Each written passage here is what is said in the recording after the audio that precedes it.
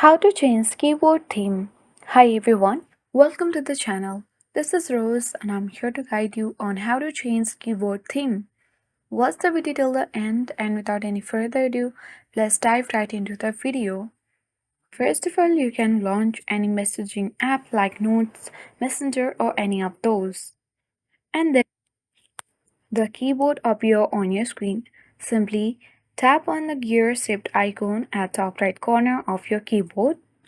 You will access the settings section of keyboard where you will see the theme option. Select that and from here you can easily select the themes from your default different colors theme, landscape or light gradient, dark gradient and many more.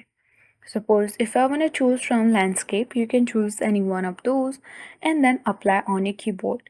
So if you wish to have the borders or have the keyboarder, toggle the button on, otherwise you can turn it off and see the preview as well.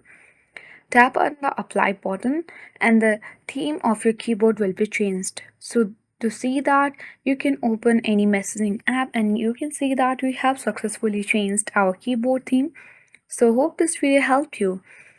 If you are new to our channel, hit the like button and subscribe. Thank you for watching and see you in the next video.